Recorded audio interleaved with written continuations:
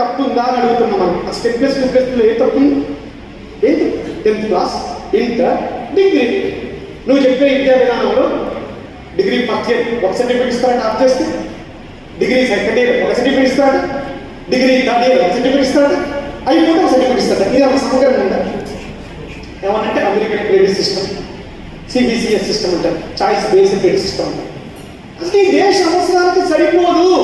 నీ దేశంలో సంతకం పెట్టే వాళ్ళని కలుపుకుంటే కూడా నీ దేశ అక్షరాస్యత 80% మాత్రమే. నీ దేశంలో ఉన్నటువంటి ఇండిజినస్ ట్రైబ్స్ 40% మించి ఎక్కడా లేదు. కోలం లాంటి తెగలు 9% అక్షరాస్యతకి మించలేదు. అట్లాంటి దేశంలో నువ్వు ఏ ఎడ్యుకేషన్ ప్రోత్సహించావు? ఏ అవసరాల కోసం విద్య ఉండాలి? ఏ కంపెనీ కోసం ఎడ్యుకేషన్ స్ట్రక్చర్ను మార్చాలనుకుంటున్నావు? పోనీ బిఏ వాళ్ళు ఉంటున్నారు ఇక్కడ, బిఏ వాళ్ళు చదివారు.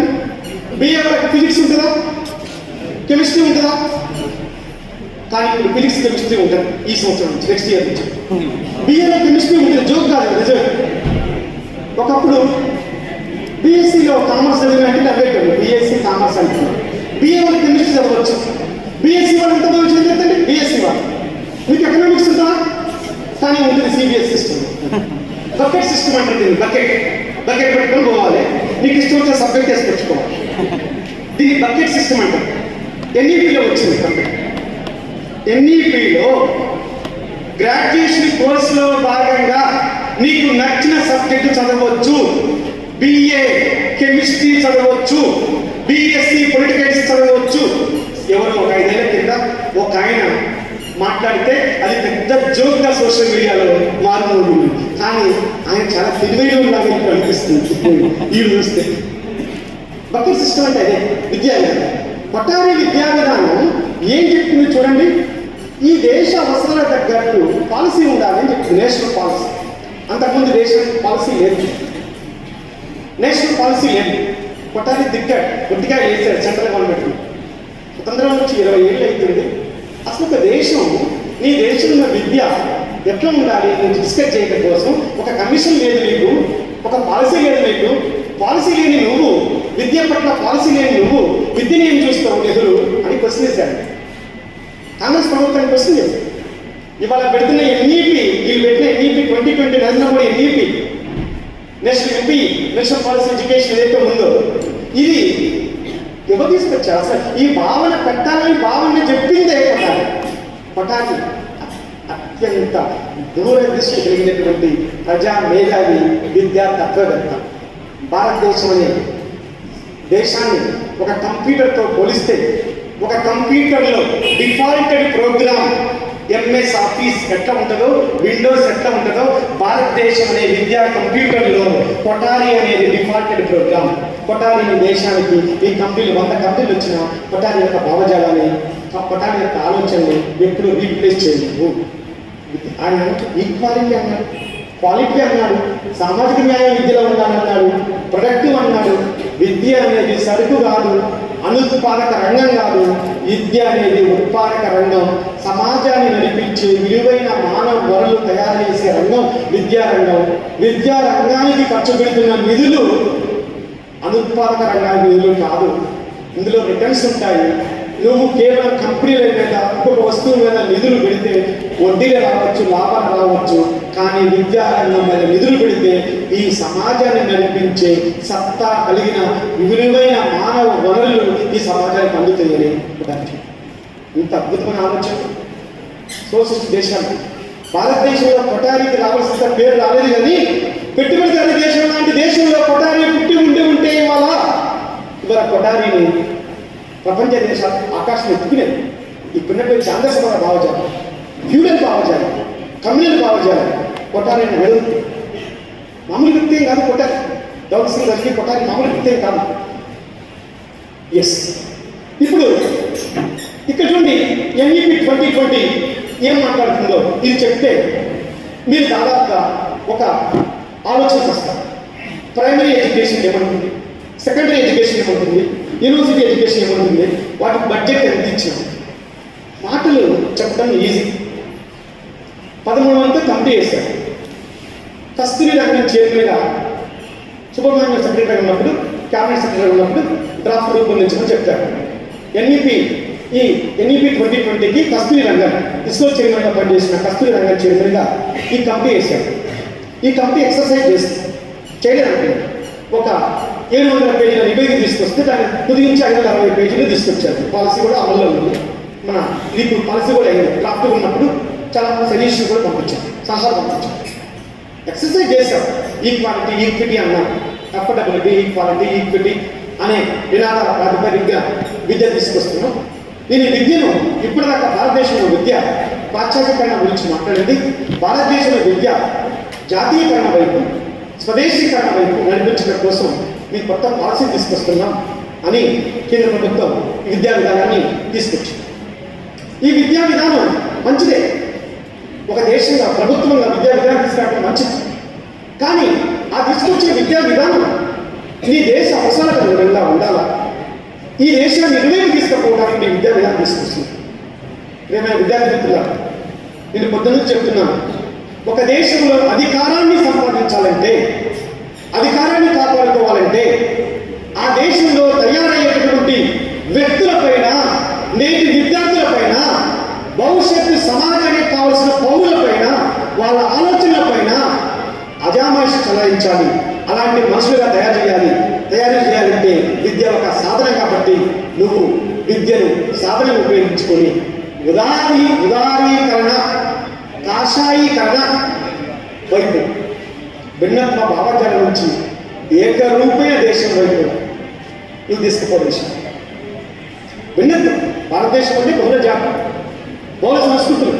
అందుకనే యూజీసీ పెట్టినప్పుడు 1956 యూనివర్సిటీ గ్రాంట్స్ కమిషన్ పెట్టినప్పుడు వాళ్ళు అన్నారు క్లియర్గా, ఎన్సీఆర్టీ పెట్టినప్పుడు అన్నారు క్లియర్గా, ఎన్సీఆర్టీ అనేది రాష్ట్రాలలో యాజీ తీసుకుండాల్సిన అవసరం లేదు. 60% మాత్రమే సిలబస్ ఉండాలి మాది.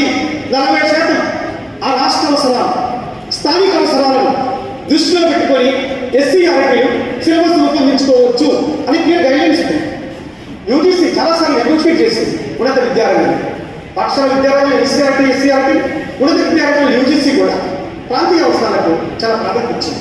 కానీ వీళ్ళేమంటారు చూడండి, మొత్తం యూనివర్సల్ యాక్సెస్ పేరు మీద 4వ పాయింట్ చూడండి, mother tongue local language as medium, ప్రాథమిక భాషలో, ప్రాంతీయ భాషలో విద్య అన్నది మనకి మంచిగా అనిపిస్తుంది.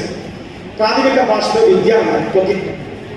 ప్రాథమిక స్థాయిలో మాతృభాషలో విద్య చదవటం బలమైన పునాది కల్పిస్తాం మాకు నిజమే. కానీ వీళ్ళ ఉద్దేశం ఏంటంటే అది కాదు. రూపం వేరు, సారం వేరు. ఏ మనిషి యొక్క మాటల వెనుక ఏ అర్థం ఉందో గ్రహించాలి. ఇక్కడ కేంద్ర ప్రభుత్వం చెప్తున్న ప్రాథమిక స్థాయిలో ప్రాంతీయ భాషల్లో విద్య, వర్నాక్యులర్ మీడియం అనేది వాళ్ళ ఆలోచన విజ్ఞానం వైపు ఉండాలి, లేదా క్రియేటివిటీ, సృజనాత్మకత ఉండాలని ఆలోచనతో చెప్పట్ల వాళ్ళు చెప్తున్నది సాంప్రదాయపరమైన వృత్తులు, వొకేషనల్ ఎడ్యుకేషన్. గాంధీ గారు బేసిక్ విద్యాలయాన్ని ప్రోత్సహించారు. బేసిక్ విద్య ఉండాలి అన్నారు గాంధీ గారు. ఒక్కొక్క ఫిలాసఫర్ ఒక విద్యను ఈ దేశంలో, గాంధీ గారి నుంచి, సర్వేపల్లి రామకృష్ణ నుంచి, జిడ్డు కృష్ణమూర్తి దగ్గర నుంచి, జయప్రకాష్ నారాయణ నుంచి, మన అంబేద్కర్ విద్యా విధానం దాకా, స్వామి వివేకానంద, ప్రతి కరికులం తయారు చేసే వాళ్ళు ఈ దేశంలోని బహుళ పరమైనటువంటి సైద్ధాంతిక భావజాలాల మిక్సర్గా కరికులం తయారు చేస్తూ వచ్చారు. కానీ వాళ్ళు నువ్వేమంటున్నావు? నీ ఆలోచన ఏంటి? యూనిలేటరల్, యూనిపోలార్, ఒకటే భాష, ఒకటే జాతి, ఒకటే దేశం, ఒకటే ఫుడ్, ఒకటే డ్రెస్, అన్నీ ఒకటే కాదు. It is not an union. Constitution లో first article union of states అని ఉంది. రాష్ట్రాల సమాహారం భారతదేశం. భారతదేశం is not a single country, collection of states. 565 స్వదేశీ సంస్థానాలు నయానో భయానో పటేలు ముందో కలుపుకుంటే ఈ దేశం రాష్ట్రాల సమైక్యగా భిన్నత్వంగా నిలబడ్డది తప్ప ఈ దేశం ఏనాడు ఏకరీతిన లేదు.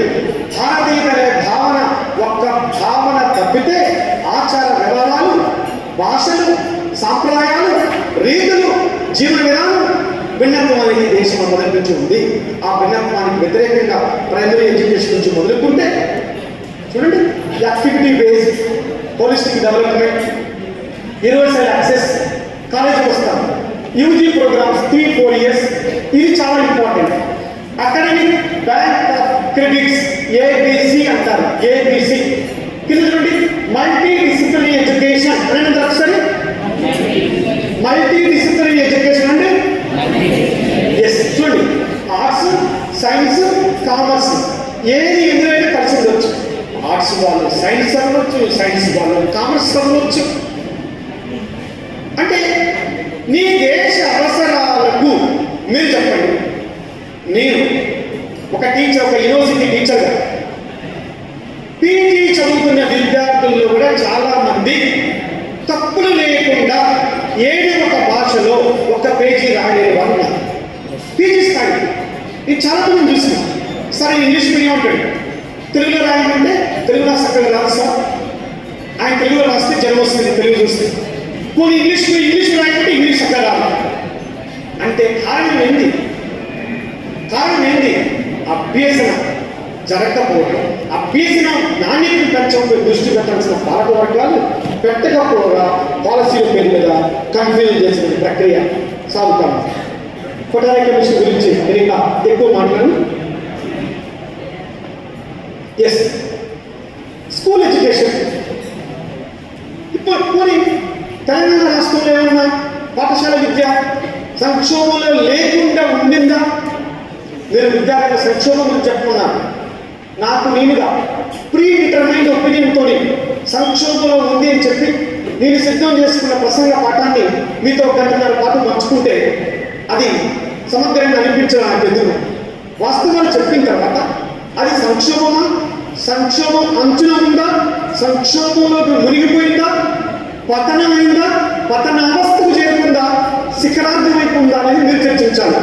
చూడండి, ఎన్రోల్మెంట్ స్కూల్లో మనకు ఉన్నటువంటి రిలయబుల్ గవర్నమెంట్ సోర్స్ ప్రకారం 16.85 లక్షల మంది పాఠశాలలో నమోదై ఉన్నారు. అందులో గవర్నమెంట్ స్కూల్స్లో 2.5 నుంచి 3.75 lakhs పీపుల్ ఉన్నారు, విద్యార్థులు ఉన్నారు. ప్రైవేట్ స్కూల్స్లో 37 లక్షల మంది ఉన్నారు. ఎక్కడ ఎక్కువ మంది ఉన్నారు? ప్రైవేట్ స్కూల్స్లో. ఎందుకు కొనసాగుతుంది? కారణం ఏంటి? విద్య సంక్షోభం వైపు చేరటం అంటే ప్రభుత్వాలు విద్యారంగ బాధ్యత నుంచి తప్పుకొని ప్రైవేటు వ్యక్తులకు అడ్డు అదుపు లేకుండా ప్రైవేటు సంస్థలకు ఇచ్చల విడిన కొనసాగించడం, అనుమతించడం. అది ఎప్పుడో జరిగిపోయింది మన దగ్గర. కొత్త జరిగేది ఏం లేదు. సర్కారు విద్య, ప్రభుత్వ విద్య పతనం వైపున ఉందా? విద్యార్థులు ఎందుకు చేయట్లేదంటే పైపైన చూసి, అధికారులు సమీక్ష నివేదికలు చూసి టీచర్లు చక్కగా చెప్పట్లేదు, టీచర్లు మొబైల్ ఫోన్ యూజ్ చేస్తున్నారు, ఫేషియల్ పెట్టట్లేదు. పదనామంతా టీచర్ల మీద వేసేటువంటి ప్రభుత్వం, పాలక వర్గాలు ప్రభుత్వంగా ప్రభుత్వ విద్యను బలోపేతం చేయడానికి ఎలాంటి చర్యలు తీసుకుంటున్నాం? గవర్నమెంట్ జూనియర్ కాలేజ్ చూడండి, 1.64 లక్షల మంది చదువుతుంటే గవర్నమెంట్ జూనియర్ కాలేజెస్లో, ప్రైవేట్ కాలేజెస్లో 2.5. ఇది ఎన్రోల్మెంట్, ఇది ప్రైవేట్ స్కూల్స్, ఇది ప్రైవేట్ జూనియర్ కాలేజెస్. ఇన్ఫ్రాస్ట్రక్చర్ కరెక్ట్గా ఉందా, సంక్షోభంలో ఉందా, కరెక్ట్గా ఉందా చూద్దాం. చూడండి, అవస్థాపన సౌకర్యాలు ప్రభుత్వ పాఠశాలల్లో, ప్రభుత్వ కాలేజీల్లో సౌకర్యాలు ఎలా ఉన్నాయి అని చెప్పడానికి అవుట్డేటెడ్ బిల్డింగ్స్. సుమారు 75% బిల్డింగ్లు శిథిలావస్థకు చేరుకున్నాయి. పాఠశాల నుంచి యూనివర్సిటీల దాకా రేపు మాకు కూలిపోయేది. వానాకాలం ఉండదు, ఎండాకాలం ఉండదు. కారణం ప్రభుత్వ టీచర్ల కారణం కాదు కదా. 2, అసలు టాయిలెట్స్ లేవండి. ఒక్క టాయిలెట్ తోని 200 మంది అమ్మాయిలు ఒకే ఒక టాయిలెట్ ఎట్లా పోతారండి చెప్పండి. 3 గంటలు చూసే సినిమా థియేటర్లో 30 టాయిలెట్లు ఉంటే 6.5-7 గంటల పాటు గడపాల్సిన పాఠశాలలో 600 మంది పిల్లలకు ఒక్క టాయిలెట్ ఉన్నదంటే సినిమా థియేటర్ కంటే అధ్వానంగా ప్రభుత్వ విద్యా వ్యవస్థలు ఉంటాయంటే ఇది సంక్షోభంలో ఉన్నట్ట, సేఫ్టీ ఉన్నట్ట. 3 గంటలు సినిమా చూసేదానికి 30 టాయిలెట్లు ఉంటాయి. మరి నీ దగ్గర ఎందుకున్నావు? టాయిలెట్ లేకపోతే మొన్న కేరళలో ఒక అమ్మాయి టాయిలెట్ పోవాల్సి వస్తే టీచర్ అప్పటికప్పుడు సమయస్ఫూర్తి ప్రదర్శించి ఆ అమ్మాయి మెలికలు తిరిగిపోతుంటే మిగతా విద్యార్థులందరినీ రౌండ్ చేస్తే ఆ రౌండ్లో మధ్యలో ఆ అమ్మాయి కనపడకుండా ఉంటే ఆ అమ్మాయి టాయిలెట్ పోయింది. ఇది 75 సంవత్సరాల భారతదేశ స్వతంత్రంలో విద్యార్థులు టాయిలెట్ రోడ్డు మీద పోతుంటే టీచర్లు మిగతా విద్యార్థుల్ని గోడ రాగానే ఇప్పుడు సంఘటన. ఇప్పుడు విద్యా సంక్షోభంలో ఉందా, విద్య చాలా క్షేమంగా ఉందా అనేది. సంక్షోభంలో ఉందా, క్షేమంగా ఉందా? సంక్షోభం ఇది కాదా? కంప్యూటర్లు ఉన్నాయా, ప్రాజెక్టులు ఉన్నాయా, ప్రొజెక్టర్స్ ఉన్నాయా, ఇంటర్నెట్ ఫెసిలిటీస్ అంటారు మీరు, స్కిల్ యూనివర్సిటీస్ అంటారు మీరు. 350 పెడితే 30 రోజుల పాటు సినిమాలు చూసేటువంటి జియోఫోన్ కల్పించేటోడికి ఏమో లక్షలాది కోట్లు. అంబానీ, అదానీ, వేదాంత, మౌర్య గ్రూపులకి లక్షల కోట్ల వాళ్ళకి మీరు కన్సెషన్స్ ఇస్తారు, రాయితీలు ఇస్తారు. కానీ పాఠశాలలో ఎక్కడ ఈ రకమైన బోధన కొనసాగుతుంది? ఎన్ని గవర్నమెంట్ కాలేజీల్లో వైఫై ఫెసిలిటీ ఉంది? చిన్నతని ఉందా? స్కూల్స్ లో వైఫై ఫెసిలిటీ ఉందా? గురుకులాలలో కంప్యూటర్ ఉన్నమాట వాస్తవమే, వైఫై ఉన్నమాట వాస్తవం. అసలు ఏంటంటే అసలు ప్రభుత్వం యొక్క ఆలోచన, పాలసీ చేసే వాళ్ళని చూస్తే ఆలోచన విచిత్రం అనిపిస్తుంది. వాళ్ళు అంటారు, ఒక ఐఏఎస్ ఆఫీసర్ అంటాడు డిజిటల్ ఎడ్యుకేషన్ అంటారు, వాట్సాప్లో మెటీరియల్ పంపిస్తారు. వాట్సాప్లో మెటీరియల్ పిల్లలు చదవమని ఎంకరేజ్ చేసేది నువ్వే. పిల్లలకి రైటింగ్ స్కిల్స్, రీడింగ్ స్కిల్స్ పోతున్నాయని సమీక్ష తెప్పించుకునేది నువ్వే. అభివృద్ధి చెందిన దేశాల్లో ఎక్కడైనా డిజిటల్ రీడింగ్ ఉన్నదా? లేదు. ఇంగ్లాండ్ ఇవ్వండి, అమెరికా ఇవ్వండి, పెట్టుబడి దేశాలు ఇవ్వండి, ఇప్పటికీ లైబ్రరీకి వెళ్ళి పాఠ్య పుస్తకాలు చదువుతారు, పేపర్లు చదువుతారు, మొబైల్లో డిజిటల్లో హ్యాండ్అవుట్లు లేదు, పెన్ను పేపర్ పెట్టి రాస్తారు. భారతదేశం డిజిటల్ ఎంపవర్మెంట్ అవుతుందా, డిజిటల్గా డీక్లాసిఫై అవుతుందా, క్లాసిఫై అవుతుందా అంటే డీక్లాసిఫై అవుతుంది. నువ్వు కంప్లీట్ చేస్తున్నావు. పిల్లలకి పరీక్షలు పెడతావు, మొబైల్లో పిల్లలకి ఆన్లైన్ అంటావు, ఇప్పుడు ఆన్లైన్ కోర్సులు అంటావు, సనాతనపరమైన కోర్సులు పెట్టాలంటావు, మూక్స్ కోర్సులు పెట్టాలి, మాసివ్ ఆన్లైన్ కోర్సులు పెట్టాలని నువ్వే అంటావు. కేంద్ర ప్రభుత్వం చాలా పారాడాక్సికల్ స్టేట్మెంట్ ఇస్తుంది. ఒక పక్కేమో సనాతన ధర్మం అంటాం, మరొక పక్కేమో ఆన్లైన్ కోర్సులు అంటాం. విద్య సంక్షోభంలో ఉన్నదా, క్షేమంగా ఉన్నదా? నువ్వే చెప్పు. సంక్షోభంలో ఉన్నదా, క్షేమంగా ఉన్నదా? సంక్షోభంలో ఉన్నది. ఎస్, చూడండి, ఎన్సీఆర్టీ వాళ్ళు, ఎస్సీఆర్టీ అంటే కాస్త మీలాంటి మనలాంటి వాళ్ళు ఉన్నాం కాబట్టి దక్షిణ భారతదేశ సంబంధించినంత వరకు ప్రశ్న కాస్త సజీవంగా ఉంది కాబట్టి ఎస్సీఆర్టీలు కాస్త నిలకడగా ఉనికిలో ఉన్నాయి. ఎన్సీఆర్టీ ప్రోగ్రాం చూడండి, పాఠాలు చేసేసారు, పాఠాలు చేసేసారు.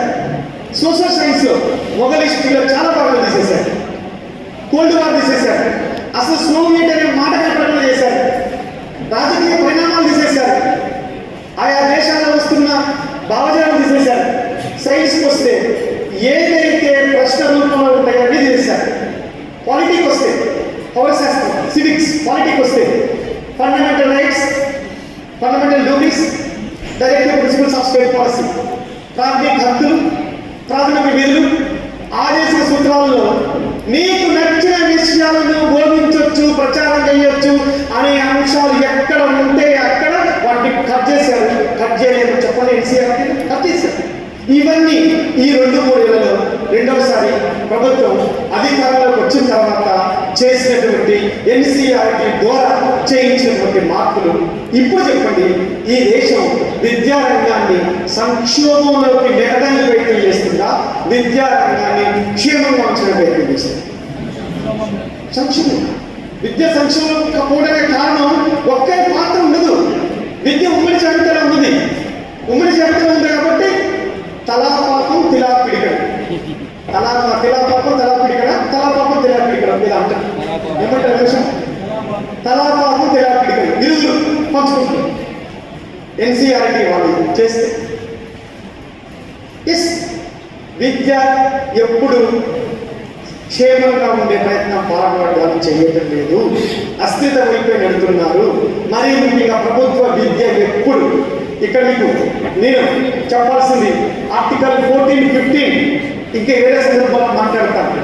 Article 19 right to freedom of expression, భావ ప్రకటన స్వేచ్ఛ పైన దాడి జరుగుతుంది. భావ ప్రకటన స్వేచ్ఛ. ఎస్, గౌరీ లంకేష్ చూసా ఇవాళ గుజరాత్లో తీస్తా సెతల్వాది ఏదో రైటర్ ఉంది, చాలా మంచి రైటర్. వాళ్ళ నాన్న ఇంగ్లీష్లో పనిచేస్తారు. తీస్తా సెతల్వాది మీనా కంగస్వామి అని యంగ్ రైటర్, నాకు 2-3 కాన్ఫరెన్స్లో కలిశాను. మంచి రైటర్. అనుక్షణం దాడి, పోవాలంటే పర్మిషన్. రచయితలపై, భావాలు ప్రకటించే రచయితలపైన, కవులపైన, కళాకారులపైన, కాలమిస్టులపైన, పత్రికా విలేకరులపైన భావ ప్రకటన స్వేచ్ఛ పైన ఈ దేశంలో దాడి జరుగుతుందంటే ఈ దేశ విద్యా వ్యవస్థ సంక్షోభంలో ఉందా, క్షేమంగా ఉందా చెప్పండి. ఎట్లుంది? సంక్షోభం ఉందా, క్షేమంగా ఉందా విద్య? సంక్షోభం. ఒక బాగున్నామని అంటే